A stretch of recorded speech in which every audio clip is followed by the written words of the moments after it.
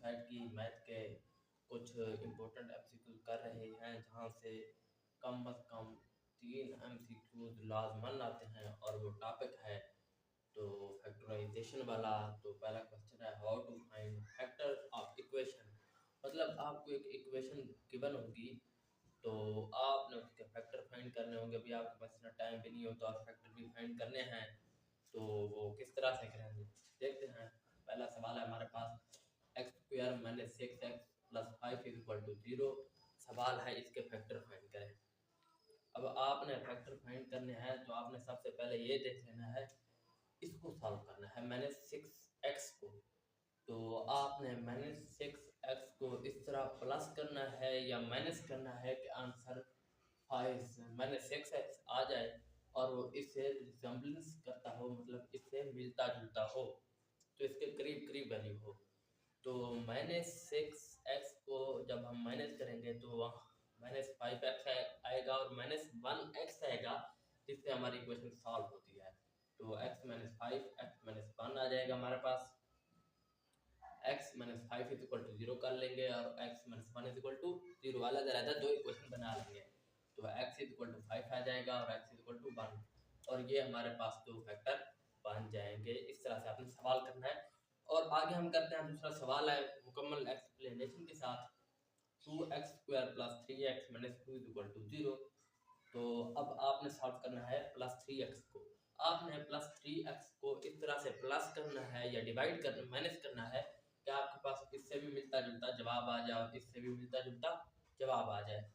तो हम इसे कर लेते हैं प्लस 4x और माइनस 1x। जब हम इसे माइनस करेंगे तो प्लस का 3x आ जाएगा। 2x square plus 4x minus 1x minus 2 equal to 0। तो यहाँ हम 2x को कॉमन ले लेते हैं, तो हमारे पास बन जाएगा x प्लस 2। 2 को जब डिवाइड करेंगे 2 आ जाएगा, और यहाँ माइनस 1 को x plus 2 is equal to 0। अब हम इनकी दो इक्वेशन बनाएंगे, x प्लस 2 ये वाली जो कॉमन है x plus 2 is equal to 0, और 2x माइनस 1 जो है ना ये वाला इज इक्वल टू 0। ये दो इक्वेशन बन गई। x is equal to minus 2 आ जाएगा, और यहाँ जो x आएगा माइनस 1 यहाँ जाकर प्लस 1 हो जाएगा और 2 डिवाइड हो जाएगा प्लस 1 और 2 आंसर आ जाएगा। तो इसकी एग्जांपल है 3x square minus 5x minus 2 equal to 0। Find हमने फैक्टर फाइंड करना है। तो अब हमने 5x को ऐसे करना है कि यहाँ भी रिजम्बलेंस हो और यहाँ भी हो, और जब हम इसे जमा या माइनस करें तो 5x आ जाए। ठीक है जी। तो यहाँ आ जाएगा 3x square minus 3x minus 2x। जब हम इसे प्लस करें या माइनस करें तो ये हमारे पास जवाब आता है माइनस 5x। तो माइनस 2 इक्वल टू 0। यहाँ हम 3x कॉमन ले लें तो x माइनस 1, और यहाँ माइनस 2 है, x minus 1 equal to 0। 3x minus 2 is equal to 0 कर लेंगे, दो इक्वेशन बना लेंगे, x minus 1 is equal to 0।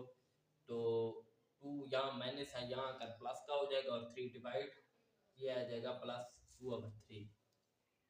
यहाँ x माइनस का है तो वहाँ जाकर प्लस हो जाएगा और x minus x is equal to 1 आ जाएगा। ठीक है। दूसरा हमारे पास बहुत ज़्यादा इंपॉर्टेंट और थोड़ा सा मुश्किल सवाल है। तो इक्वेशन आपको दी होगी तो आपने उसके 2 बाइनोमल फाइंड करने होंगे। इक्वेशन के 2 बाइनोमल, तो बाइनोमल इसे कहते हैं। देखें ये जो है ना 2 बाइनोमल है, तो ये हमने फाइंड करने हैं।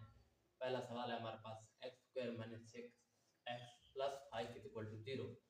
तो अब हमने 6x को इस तरह करना है, ये 5x से भी रिजम्बलेंस करें और इससे भी रिजम्बलेंस करें, प्लस और माइनस हम इसे करेंगे x square minus 1x minus 5x plus 5 equal to 0। अब माइनस 1x और माइनस 5x को जब आप प्लस करेंगे या माइनस भी आप कर लें तो आपके पास जवाब 6x ही आएगा, माइनस 6x।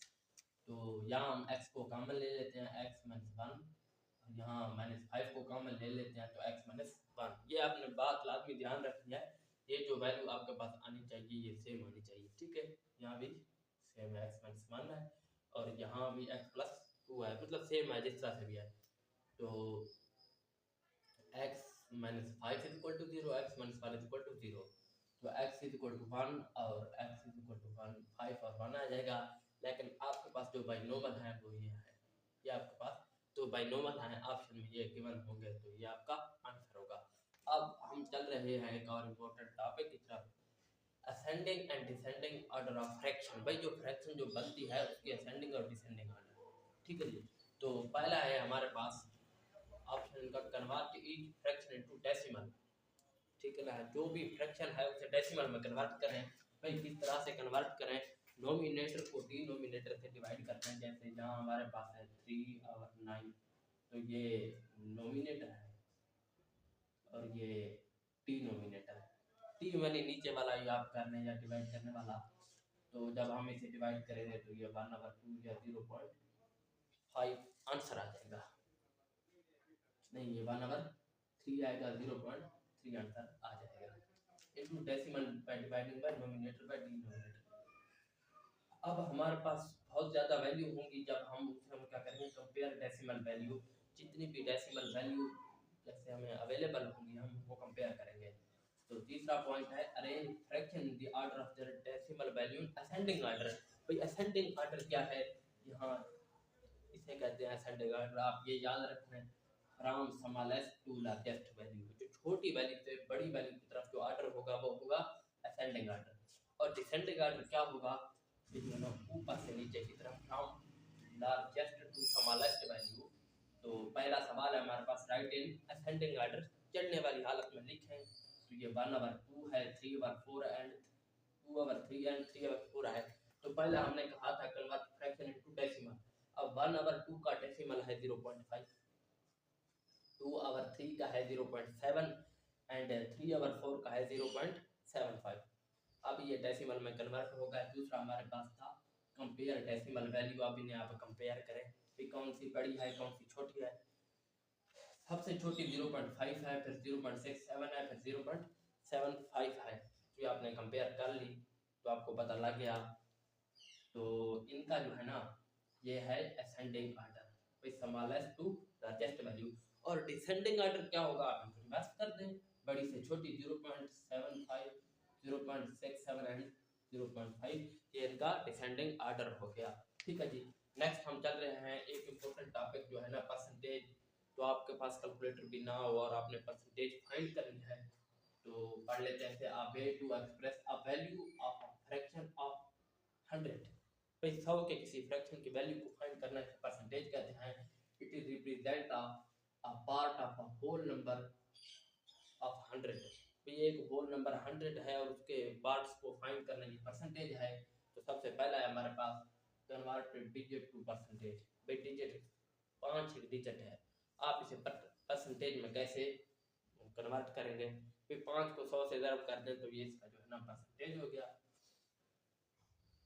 तो हमारे पास है पहला है इसका इफ डेसिमल हो, जैसे 0.5 एक डेसिमल है, आपने परसेंटेज में कन्वर्ट करना है तो किस तरह करेंगे, तो हम इसे 100 से मल्टीप्लाई करेंगे, मल्टीप्लिकेशन बाय 100। तो पहला है हमारे पास 0.5 multiply by 100 is equal to 50। तो 50 जो परसेंटेज है 0.5 की जो परसेंटेज होगी वो होगी 50। अब 0.75 है, दूसरा सवाल हमारे पास क्वेश्चन 2 है, तो इसकी क्या होगी, 0.5 को हम जो है ना मल्टीप्लाई करेंगे 100 से, तो ये 75 परसेंटेज हो जाएगी, ये इसकी परसेंटेज है। दूसरा हमारे पास कन्वर्ट परसेंटेज टू डिजिट। भाई हमारे पास परसेंटेज है 50%, आप इसे जो है ना डिजिट में कन्वर्ट करें तो ये कितने डिजिट होगा, ये तो 5 डिजिट होगा जी। क्यों, किस तरह से पता लगा, तो हम इसे डिवाइड बाय 100 करेंगे। आप इसे डेसिमल में भी कन्वर्ट कर सकते हैं, आप इसे नंबर में भी कन्वर्ट कर सकते हैं। अगर हमारे पास 500 है 500, तो इसके डेसिमल या इसका डिजिट क्या होगा, तो इसका डिजिट होगा 5। अब ये 50% है, 50%, तो इसके डेसिमल क्या होंगे, जब आप इसे 100 से डिवाइड करेंगे तो 1/2 या 0.5 आएगा, ये इसका जो है ना डेसिमल होगा। अब इनके कंडीशन है, एक सवाल आता है आपके पास 0.25% ऑफ 120। भाई 120 का 25% आप मालूम करके दें तो आप क्या करेंगे, पहले आप वैल्यू लिख लें 25, तो इसे आप 100 पर डिवाइड कर दें, मल्टीप्लाई कर दें ओरिजिनल वैल्यू से। तो ये जो परसेंटेज लिखा पड़ा है इसको नीचे करके डिवाइड कर दें 100 से, इसका मतलब यही होता है। तो 25 को 4 पे आ जाएगा और ये हमारे पास आ जाएगा 30%, ठीक है जी, ये 30%। एक और भी तरीका है जो हम करते हैं। तो आपने 120 का जो है ना 1% फाइंड करना है, ये कितना है। तो 120 को आप 100 पे डिवाइड कर देंगे, 1.2 आ जाएगा जो है ना, इसका 1% है। अब आपने 25% फाइंड करना है, तो 25 मल्टीप्लाई बाय 1%, 1.2 से, तो ये आ जाएगा 30। सिंपल सा तरीका है। नेक्स्ट है हमारे पास एक और तरह का सवाल, फाइंड परसेंटेज फ्रॉम 100 टू 120। भाई 100 से 120 तक इसका परसेंटेज इंक्रीज हुई है, ये कितनी होगी। तो पहले तो आप इन दोनों नंबरों का डिफरेंस फाइंड करें, फिर इसे ओरिजिनल वैल्यू पर डिवाइड करें और फिर मल्टीप्लाई कर दें। First find difference between two value, ये डिफरेंस बिटवीन टू वैल्यू होगी। Then divide by original value, ये ओरिजिनल वैल्यू जो है ना 100 है, इसे आप डिवाइड करें और मल्टीप्लाई करें 100 से। तो ये है 120 मैंने 100 जो होगा तो इसका डिफरेंस होगा 20। 20 को आप ओरिजिनल वैल्यू 100 है, इस पर डिवाइड करते हैं तो ये 1/5 आ जाएगा, और इसे 100 से मल्टीप्लाई तो ये हो जाएगा 20%। ठीक है जी। दूसरा एक सवाल है, मैंने खुद बनाया है, find percentage increase from 150 to 190। तो पहले आप इनका डिफरेंस फाइंड कर लीजिए, आ जाएगा 40। 40 को 150 पर डिवाइड करें और 100 से मल्टीप्लाई करें। आप ऐसा करें, यहाँ से 0 यहाँ से काट दें।